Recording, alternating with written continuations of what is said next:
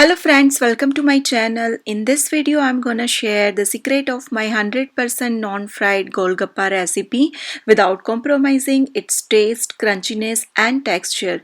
These puris are evenly golden brown as the fried ones. If you are looking for such a healthy recipes, please do subscribe to my channel, and without wasting any time, let's move on to the recipe. Into a mixing bowl, add 1 cup of fine semolina, 2 tablespoons of all-purpose flour, that is maida. Add water and make soft dough out of it.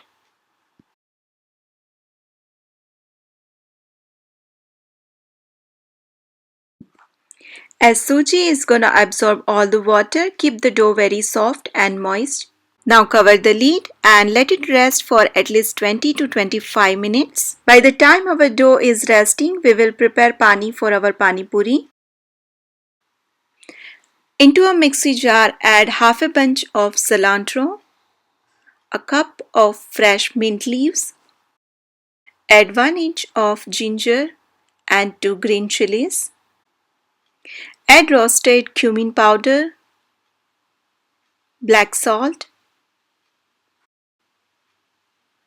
black pepper powder, a tablespoon of pani-puri masala, a teaspoon of tamarind. Add water and blend it into smooth puree.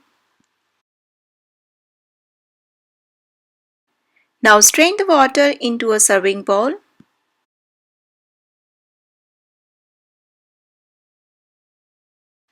Try to squeeze all the water as much as you can. And don't throw the paste after squeezing water, as we are going to use it later. Now add lemon juice and salt. Add more water if desired. Now cover the lid and set it aside. For filling, take some boiled chana. Add 1 boiled potato into it. Add some fresh coriander leaves. Add coriander powder, roasted cumin powder.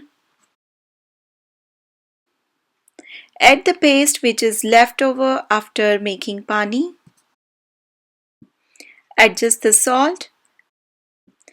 And with the help of potato masher, mash everything and mix everything well together. Once everything well combined, cover the lid and set it aside. And now let's get back to the dough. You will notice that semolina has absorbed all the water, and now our dough is very soft and pliable.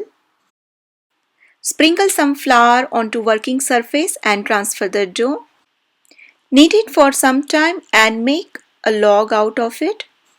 Divide the log into 3 equal parts. Now take one portion and make a tube out of it. Cut the tube into marble size portion and sprinkle some flour so that they don't stick to each other. You can also sprinkle some oil instead of flour. Now collect into a bowl and repeat the same process with rest of the dough. Now turn on the convection mode in your oven and preheat at 380 Fahrenheit.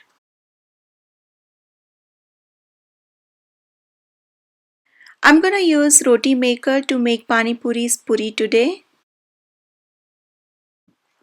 Now turn the roti maker on and place the dough ball in the middle of the roti maker. Before you place the dough ball, make sure that roti maker surface is hot. Now press gently and with the help of silicone spatula, transfer the puris onto a clean kitchen towel. Don't press too much, otherwise the puris are not gonna puff up. Just give a gentle press. You can also make 3 to 4 puris at a time, but as we are baking these puris instead of frying, we want our puris to be even from all the sides. And that's the reason I'm making 1 puri at a time, but you can also try making 3 to 4 puris in one shot if it works for you.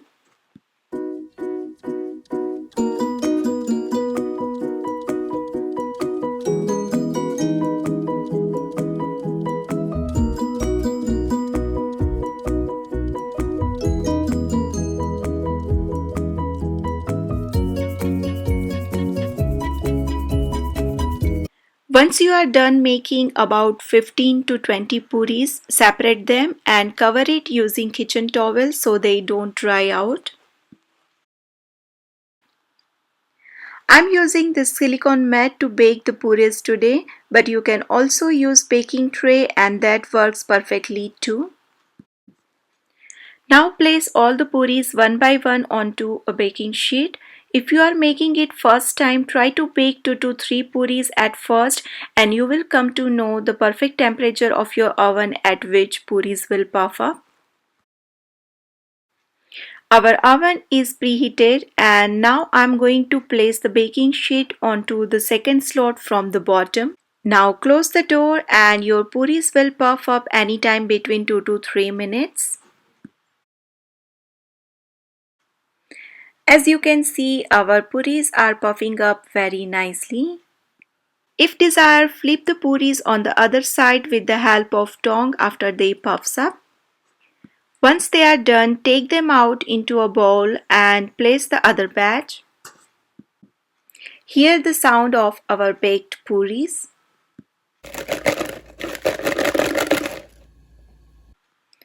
And similar way make rest of the puris.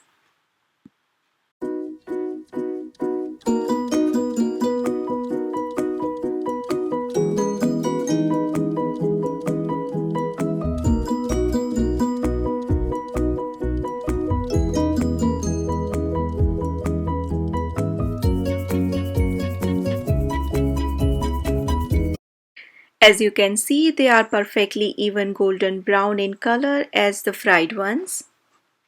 No one can say that these puris are non-fried.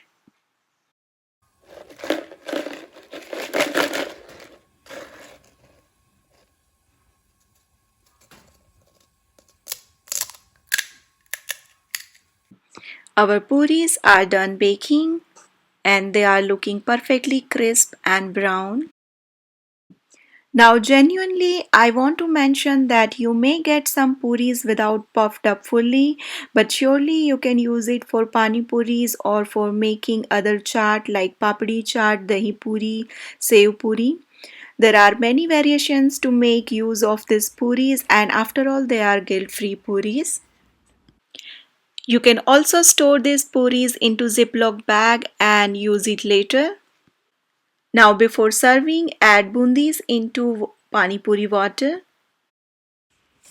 I hope you liked today's video. If so, don't forget to subscribe to my channel to see this kind of healthy recipes. And don't forget to share these recipes with your families and friends. Thank you for watching and I will see you soon with the next recipe.